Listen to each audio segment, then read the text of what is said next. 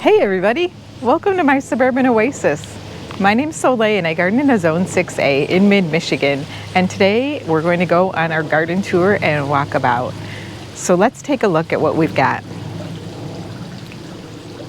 I've got the fountain running now and it sounds great and it's very relaxing, but it's quite windy out, so I'll have to turn it off pretty soon, else we'll end up with pretty much no water in the fountain at all. Well, we've continued to have rain. We probably got another ½ inch of rain last night and this morning, so everything is overly hydrated, I think. You can see though all the rage roses right here are looking really pretty on either side of the path. They have some beautiful flowers on them. These are a single rose. And I happen to think that they're just gorgeous and they're great for the pollinators. Our mugo pine over here by the fountain has started to put on candles for next year. And next to that we have some beautiful blue plumbago that is starting to bloom.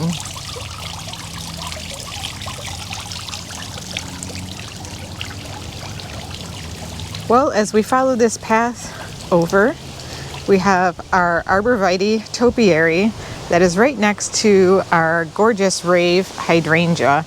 And I'm super excited to see how this one grows next year because the color on it is just fantastic. It's putting on a lot of growth now. We've got a few new stems that have popped up, so that's great. I'm hoping those will all put on some buds so that we'll get more blooms than we had this year. I think we have had a total of 3 blooms so far this year. The long border overall is looking really great. I will say that we're starting to see some blooms on the liriope that is along this garden bed. So you can see those beautiful lavender purple blooms. And these are planted all along the edge of this border along with the millennium alliums. So as those millennium alliums go out of bloom, you start to see the gorgeous blooms of the liriope. Isn't that pretty? And the contrast of the blooms with the variegated foliage, I think, is very unique.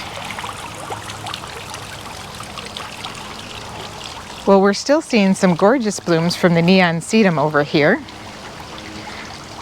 as well as our hydrangeas. You can start to see some of the bud begin to open up on this Let's Dance Can Do hydrangea. So soon we should have a flower coming out there along with many others. I've counted probably close to 10 that could be blooms as long as we get the nice weather we're forecasted for next week. It should be in the 80s. So right now it feels like fall.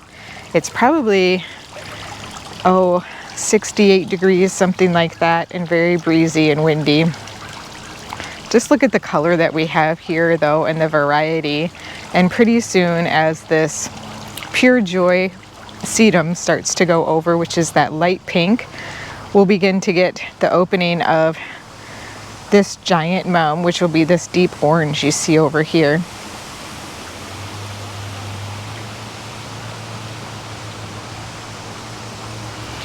Our pulmonaria that are underneath of this viburnum planted in back are doing pretty well back there. I do need to get back there and get out.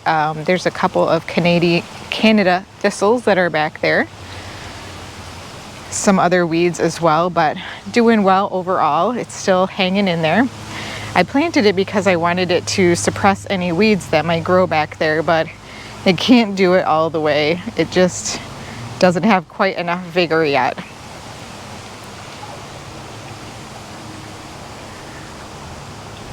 We have some beautiful color from the heucheras right now. Since it's gotten cooler, they seem to be putting on some nice new growth. And behind this we have a buddleia. I can't remember the name of this one, but it is just a teeny tiny one. There's 2 of them right next to each other here. They're very beautiful color though. And again, more of the heuchera. I think in here we have some peach parfait along with some Georgia peach or watermelon carnival. Several different kinds, but I like to do that because I think it makes for a beautiful color palette. especially when you see it with the 9-bark and the Sedum and all of the other plants around it. So just want to give you the long view. Hopefully you can see all the way down at the end the Tiantian and 7 sunflowers are in full bloom now. So we'll take you down a little bit closer so you can get a better view of those. And these planters are doing pretty well. The sun patience perked up quite a bit after having this most recent rain. This redbud is doing fantastic, and I'm happy to report that my husband came out and helped me remove the other one. I actually cut it down and cut up all the branches and took those away, but he came out with the root slayer shovel and he dug that stump right out. So just recently I made a video where I said I've never had a daisy rebloom. And here I have one that's getting ready to rebloom. I believe this is a sweet daisy, birdie daisy. You can see just a few that are going to open here. So very, very interesting to me that this one is actually coming back to bloom again. We still have that really beautiful, colorful mixture between the Roseanne geranium and this Firelight.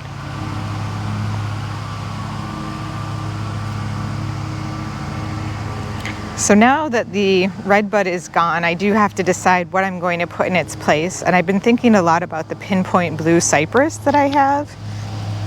I will have to protect it with something like one of those cloches from Gardener Supply Company that I have, so that I can protect it from any rabbits or anything from digging it up, because it's quite small still. I bought it as a quart size. But I think it would do well here. And I think the pinpoint blue foliage would look really beautiful with this hydrangea foliage, whether it's white or if it is, or the blooms, whether it's white or whether it's this gorgeous Firelight color. So if I move the boxwood, I would have to figure out then what to do with this azalea, because I think I would want to keep the boxwood in this garden bed and not the azalea, because I'm not quite sure if that's the case or not, but I'm thinking of different ideas in my head. So I'm kind of talking out loud right now, and let me know what your thoughts are. Definitely the pinpoint blue cypress is on my mind for that garden bed at this point.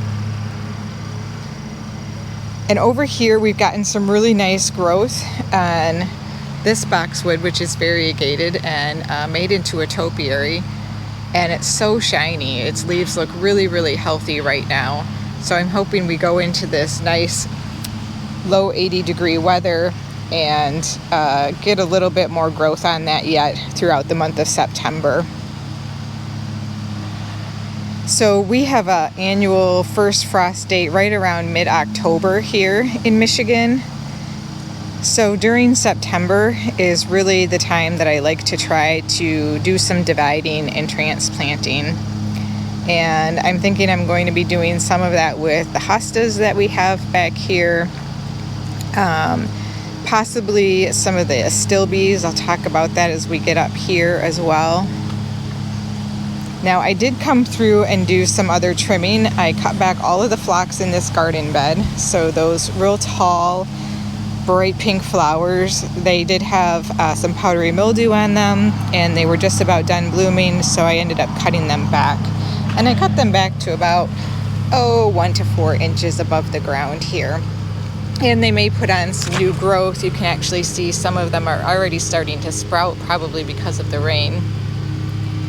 So those will look nice again fairly soon. They'll fill in a bit. This can-do hydrangea has put out a few new stems. So this stem and one on the other side, which I'm also hoping will really provide for additional blooms next year. I just hope this one keeps getting a little bit bigger and a little bit more full of blooms. Now back here I also am thinking that I may need to move the hydrangeas that I planted back here. We have our Cape Lookout hydrangeas here, and while the foliage is absolutely stunning and large back here, these are the big leaf macrophylla hydrangeas. I haven't seen anything in terms of a bloom. Now, I do see what appears to be perhaps some buds for next season down in there, so I'm going to give them another year and make my decision then, because this is really their first full year in the ground because I planted them last year. Isn't this Japanese tassel fern gorgeous? I love it every year. I just love the growth pattern on it and the leaf textures. It's so intricate of a pattern and has such nice symmetry.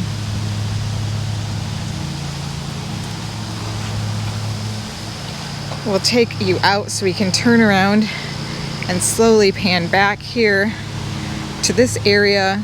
As you can see, the wind is just blowing right now, but it looks quite gorgeous. And the Aelia is really taking off now over here, which I believe is the cordial canary type. So I'm really thrilled that that's thickened up, because I think that makes for a really nice carpet there, and it also helps prevent weeds. And this garden bed, I did come through and cut back the phlox as well. They were all along beside this stump, and you can see that they really have been cut back to about an inch or two above the ground. Now, in addition to that, I came through and cleaned up what were a whole bunch of buckthorn seedlings that were hiding within some old astilbe foliage. So I did that over there as well.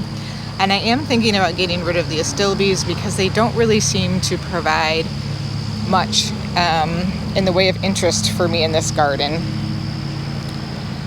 So this Bloomstruck right here is definitely a little too close to this little hottie, and I knew that when I planted it. My whole goal is to move it over here in some of this space, because I think that will fill in beautifully between the little hottie and the oak leaf hydrangea on the right.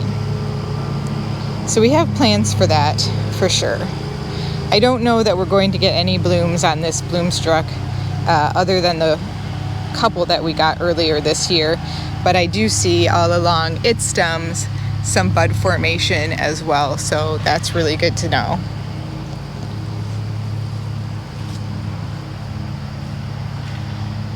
I cleaned up some of the foliage on the Bruna over here, which was looking really tattered because they had gotten the powdery mildew earlier this season, and they're starting to grow back and produce some new fresh foliage, especially now that we've gotten some breeze and we've had a little bit of cooler temperatures.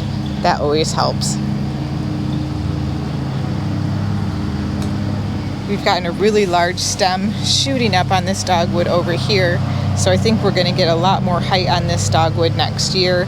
And come early spring or late winter, we'll be doing some pruning on this to help set it up and prepare it so that we get the growth in the areas that we want.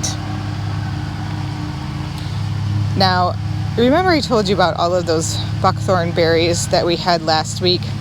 You can see we have tons of them again. Not quite as many, but last week I came through and I thought, why not try to sweep them up?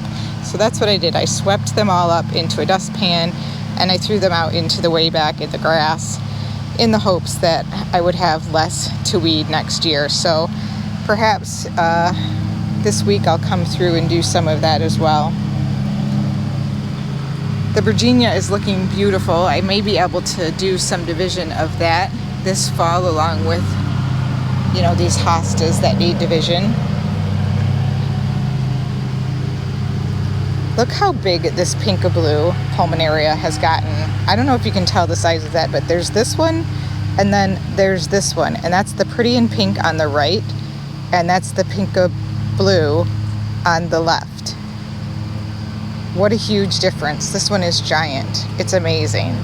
I don't know if it's because we've had so much rain or what, but that one was just planted last year. So I'm going to be watching that one because I may want to divide that and just add a little bit to the left here to help provide some coverage. And because of the powdery mildew that this pretty and pink has gotten over the last few years in this area, I'm thinking about getting rid of that. I might give it another year. I haven't completely decided yet. How hard is it for you to make decisions like that in the garden? Some days I can make decisions really easily, and other days I come out and I waffle back and forth about what I want to do. The thing is, in the end, it doesn't all really matter as long as you're enjoying your garden. So I am loving my Pinky Winky tree here. It is so full this year. Just what I wanted. And we're gonna have lots of Hakonikoa grass to be able to divide this year.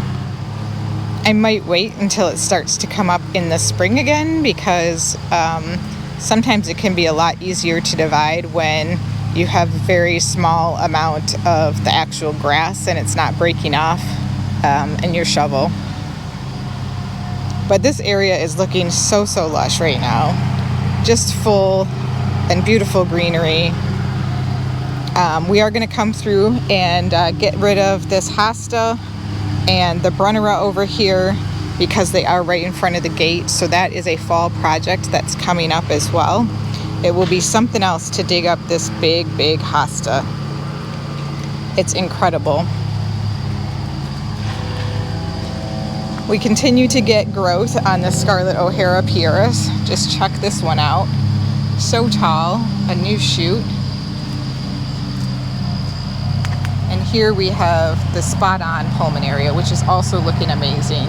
No powdery mildew on that one either. So I don't know if those are mildew resistant as compared to some of the other pulmonaria that we have, but I'm definitely going to be watching it over the next couple of years, because it might be something that I want to replace some of the other pulmonaria with, because it is kind of a pain or a nuisance when the powdery mildew gets on the pulmonaria. This area is looking lush and full. The Japanese ferns are absolutely gorgeous. So pretty. They really have filled in around that pink diamond hydrangea. So now that we're down here, why don't we turn around and take a peek at the Tian Shen 7 Sun trees. Kind of walk around the half moon garden here, because it really is beautiful. So many pollinators on all of these little flowers. Pollinators of all kinds. Right now I'm mainly seeing bumblebees, but I see really small bees as well as, like I said, hummingbirds. So they really have been quite fantastic plant to grow. I've really enjoyed these, and they smell so wonderful.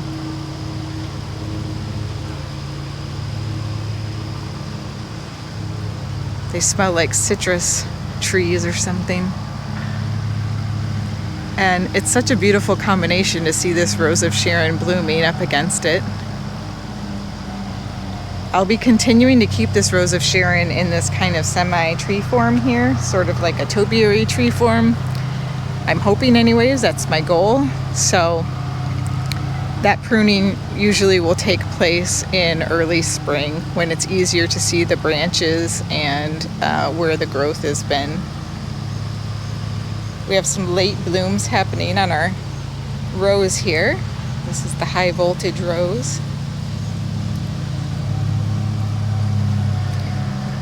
And you can see our sedum over here in this border are starting to put on their flower heads. Now these will not bloom a particular color.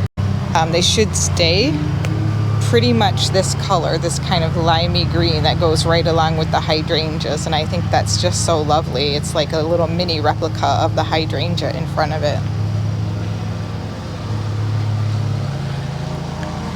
Well, I cannot buy a red tomato to save my life, guys. They're all still green and not getting any redder. Maybe this week when it gets in the 80s. If it does, the groundhog will probably get them. This really is starting to look quite overgrown. I do need to pull some things out, and the tomatoes may be one of the first things to go, because they are just kind of falling over and just have green tomatoes on them, which isn't helping me any. Let's check on our Firelight tidbit over here and see how it's coming along. Still continuing to show small leaves, maybe not get a bloom this year. Some of you shared that it took a few years for your Firelight tidbit to bloom. I appreciate it when you guys share some of the things that you've experienced, because it helps me, it helps other gardeners, other people who may be watching this. So check out the comments sometimes, share your experience and read what other people's experience is. It's a great format for that.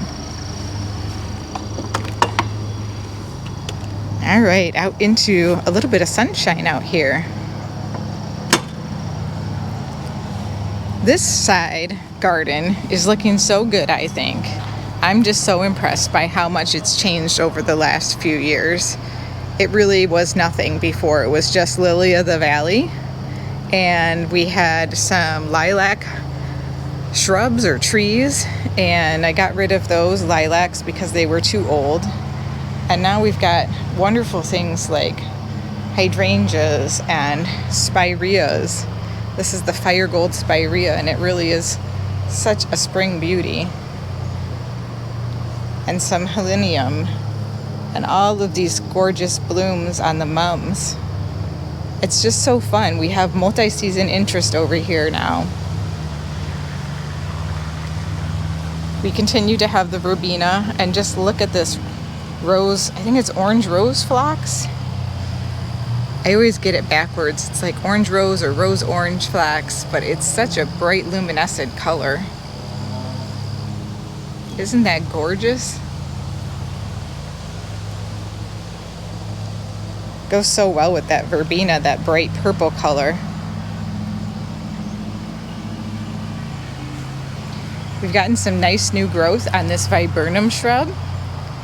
Next year, that is definitely going to be much taller than our air conditioning unit here, and really going to help to hide it. I love it. That sumac, still out of control. That's another project I have on my list of to-do.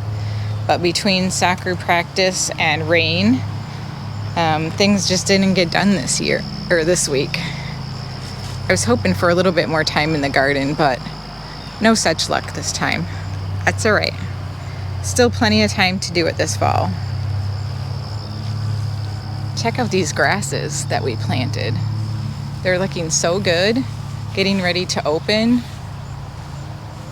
It's going to be a beautiful little kind of see-through veil over here on this side. I love what we've done with this corner. Super happy with it. Sad about the deer coming through and eating the hostas over here, but it is what it is. It happens every year at some point.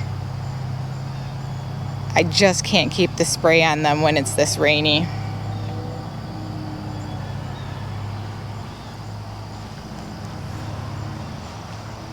Well, our tree's doing great without its additional support, I think. So we will assess how it is next spring after the winter. We're getting some fruits on this crab apple. The birds will likely eat all of them. And our lavenders that we planted last week are doing great in this garden bed.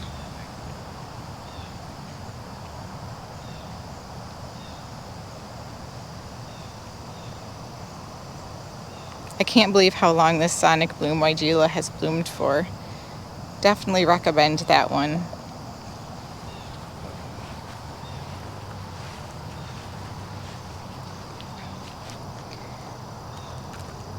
Well, this front garden bed is still looking great. We're getting more blooms now on the mums, and I think they look fantastic with those Bobo hydrangeas.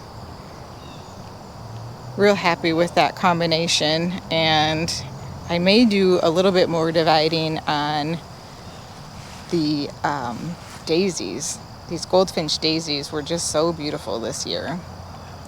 The only problem that I have with them is the maintenance afterwards, right? The having to cut them back.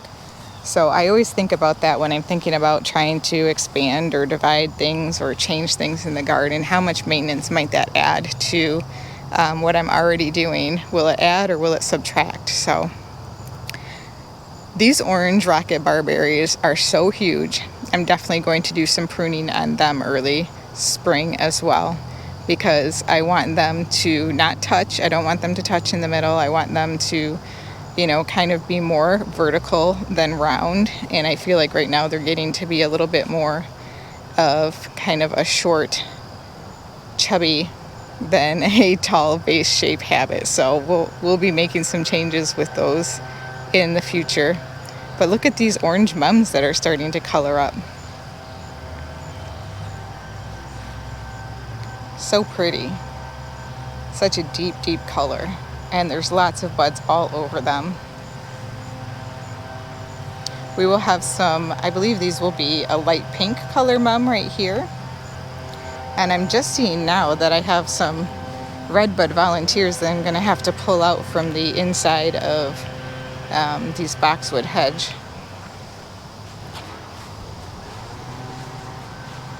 Alright, well, I did some cleanup. This was one of the projects that I did in between rainstorms. I'd run out for about 5 or 10 minutes, get the garden cart ready, run out for about 5 or 10 minutes and do a little bit of cutback. So I took down the echinacea that was in this garden bed, and I think it looks really nice, a lot more crisp and fresh, because we have gotten rid of some of that black and dead foliage. But I did leave quite a few of them down here in this end of the garden bed because like I said, I do like to leave them up for the goldfinches as long as I can stand it. So I only cut out some of the ones that are in this garden bed, and the rest of them I left, at least for another few days. I may come through and cut a few more back and then leave some still, but I'm loving the grass, you guys. I'm glad we planted it. I had thought about digging it up this spring because I wasn't sure how much I would like having it, but I really do like having that color and contrast, and it goes so nicely with that chartreuse shrub back there. So now somebody asked me, how is the Snowball VI Burnum doing? It's doing quite well. This garden over here gets a lot of moisture to the left from the gutter, as you can see. But this is what it looks like right now. It's nice and trimmed. It has a decent shape and form, and I'm probably going to try to keep it kind of round, similar in habit to this burning bush that we have over here. And so I'm looking forward to seeing that one bloom next year, because the Snowball VI Burnum has a lot more branches on it than it did last year, which means more opportunities for snowballs in the spring. The Aelia down here is doing fantastic. Just look how green that is. Last year it was kind of anemic this time of year because it wasn't very wet, but we've had so much water that even this side of the garden is really healthy. Well, so that's about it, guys. Thanks for joining me on this tour today. I hope you had fun walking through the garden with me and hearing about all of the upcoming projects we have to get done, but I'm looking forward to it, and I hope that you are too. We'll see you next time.